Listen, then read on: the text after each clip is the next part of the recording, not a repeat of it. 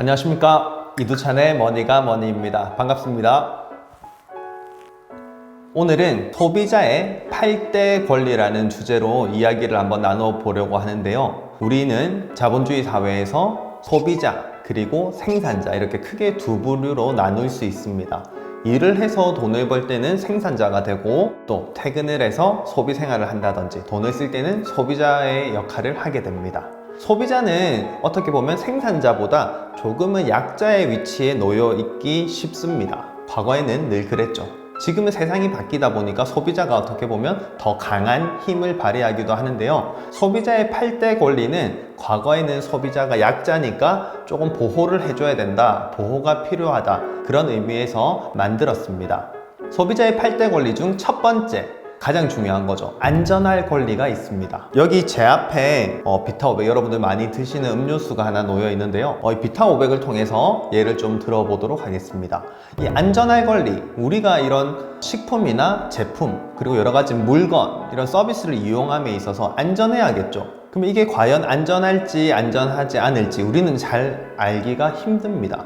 그렇기 때문에 이런 물건이 만들어지고 유통되기 위해서는 식약처나 관련 기준에 검사를 받고 통과를 해야만 유통을 할 수가 있죠. 그게 바로 안전할 권리입니다.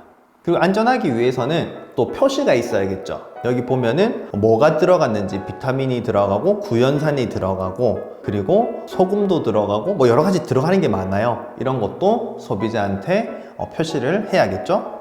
이렇게 표시를 하는 게 두 번째인 알 권리입니다. 소비자가 이 성분에 대해서, 내가 사용하는 물건에 대해서 이 스펙들을 알 수 있게 표현을 해야 되는 겁니다. 그래서 과거에는 여러분들 재래시장에 시장을 보러 가면요, 고등어도 있고 뭐 땅콩도 있고 두부도 있고 하면은 원산지 표기가 과거에는 명확하지 않았습니다. 믿고 사는 거죠. 아, 이거 국산이야, 어디 동해에서 잡은 거야, 이런 설명을 통해서 우리가 믿고 샀다면, 그게 시간이 지나면서 불과 한 10만 년 전 그쯤부터 이제 그게 좀 많이 일반화가 된 것 같아요. 이렇게 편말을 통해서 원산지 표시가 되어 있습니다. 러시아산, 중국산, 국산 이렇게 표시가 되어 있고, 식당에 가더라도 우리가 삼겹살집에 갔다 그러면 메뉴판에 원산지 표기가 들어가는 것을 보실 수 있습니다. 그런데 한 20년 전, 30년 전에는 그런 원산지 표시가 없었어요. 어떻게 보면 의무사항이 아니기도 했고요, 안 해도 누가 그렇게 문제 제기를 하지 않았습니다. 그런데 지금은 여러분들이 먹는 음식 그리고 그런 제품들, 메이드 인 땡땡땡, 그리고 어디에서 만들었는지, 누가 생산을 했는지, 이런 표시를 충분히 확인을 하고 사용하고 있는 게 현실이죠. 그리고 세 번째, 선택할 권리입니다. 이 선택할 권리가 무엇이냐면요, 우리가 물건을 사러 갔을 때 굉장히 다양한 종류의 등급의 물건이 있습니다. 우리가 자동차를 한 대 사러 갔다, 만약에 소나타를 살 건데 소나타 안에서도 등급표가 굉장히 다양하고 옵션에 따라서 가격이 천차만별입니다. 근데 이거에 대한 설명은 들을 수 있지만 어떤 거를 사야 된다에 대한 선택은 소비자 몫이라는 겁니다. 그런데 이게 선택을 못하는 영역도 되게 많아요. 따져보면은 병원에 아파서 갔더니 이런 수술이 필요하고 이런 약을 처방받습니다.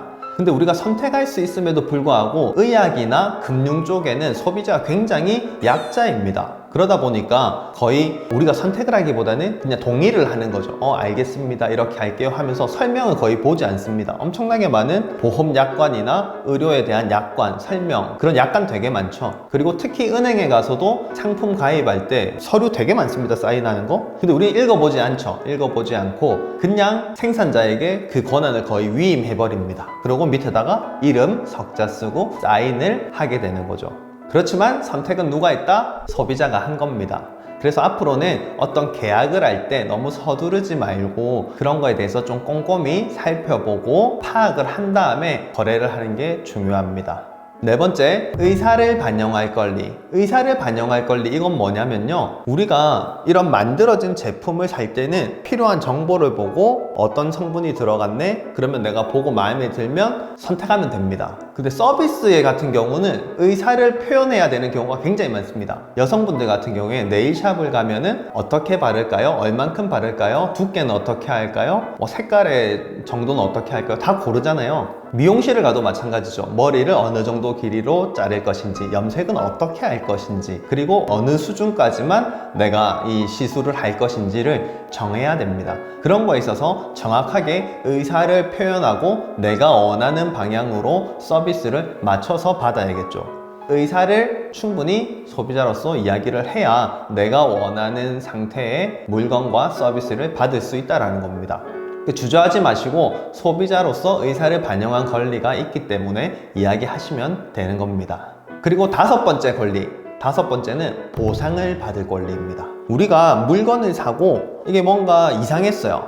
내가 생각했던 것보다 뭔가 이상하다, 성능이 떨어진다, 기능이 제대로 못한다 이렇게 했을 때 가서 환불을 받을 수 있습니다. 그렇죠. 환불을 받을 수 있고 환불이 안 되면은 동일한 제품과 어떻게 되죠? 교환을 할 수 있습니다. 그래서 환불을 받을 권리가 있고 일반적으로 우리가 오프라인 공간에서 물건을 샀을 때 7일이라는 시간이 있습니다. 7일 안에는 우리가 가서 교환, 환불, 반품이 법적으로 보장되어 있습니다.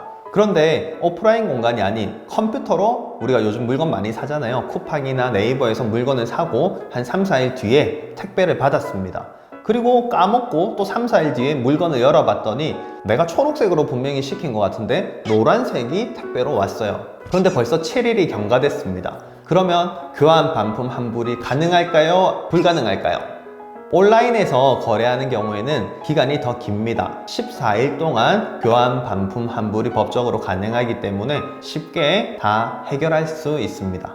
그런데 이런 것도 있어요. 택배 상자가 왔는데 테이프 이렇게 붙여져 있어요. 개봉하면은 환불, 반품 되지 않습니다. 근데 말이 안 되죠. 박스를 열어봐야지만 안에 어떤 상품이 있는지 내가 주문한 상품이 제대로 파손되지 않고 왔는지 확인할 수 있잖아요. 그런데 생산자가 임의로 만든 열어보면 반품할 수 없습니다 라는 그 문구를 보고 우리가 반품하지 않는 거는 소비자의 권리를 침해하는 겁니다. 그렇기 때문에 그런 거는 무시하셔도 되고요. 반품하실 수 있습니다. 그럼 또 이런 것도 의문이 들겠죠. 내가 이거 샀는데 한번 하루 사용했는데 반품이 될까요? 안 될까요? 그런 건 또 내부 규정이 있죠. 우리 옷을 샀는데 거기 매장에서 입어봤을 때 너무 나한테 사이즈도 맞고 예뻤어요. 근데 집에 와서 입어보니까 길이가 좀 짧은 것 같아.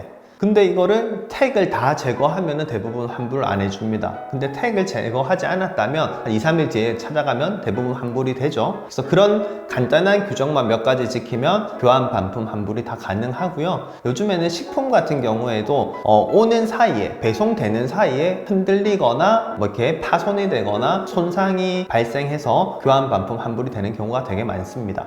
제가 예전에 대학생 때 이마트에서 대학생 그 기업 실습 활동을 하고 있었어요. 이마트에 있는 고객 상담 창구가 있잖아요. 거기에 어떤 분이 오셨어요. 와가지고 수박을 샀는데 절반은 맛있게 먹었다. 근데 절반은 냉장고에 넣어놨는데 이게 얼었다. 그러니 이 절반에 대한 가격을 보상해달라. 이렇게 찾아오셨어요. 근데 그거는 절반은 제대로 먹었고 절반은 냉장고 바람이 나오는 그런 곳에 보관을 했기 때문에 원칙적으로 하면은 피해 보상을 해줄 수가 없습니다. 소비자의 잘못에 의해서 생긴 문제니까요. 그런데 그 당시에 워낙 이슈가 많았습니다. 블랙 컨슈머 이슈가 되게 많았고 그렇기 때문에 기업 차원에서 그냥 문제가 심각하지 않으면 대부분 보상을 해줘라 라는 그런 좀 기조가 있었어요. 그래서 그 당시에 나쁜 블랙 컨슈머들은 되게 많이 피해 보상 요구를 했었습니다. 불과 한 10년 전쯤 되는데요. 10년 전에는 그렇게 소비자들이 우기고 인터넷에 올리겠다, 블로그에 글을 쓰겠다 막 이렇게 협박을 하면은 기업들이 거의 대부분 보상을 다 들어줬습니다. 근데 지금은 국민들의 수준도 많이 올라갔고 보다 투명해진 사회가 되다 보니까 그런 경우는 많이 줄어들었죠. 근데 그게 줄어드는 게 맞는 거죠. 여섯 번째는요,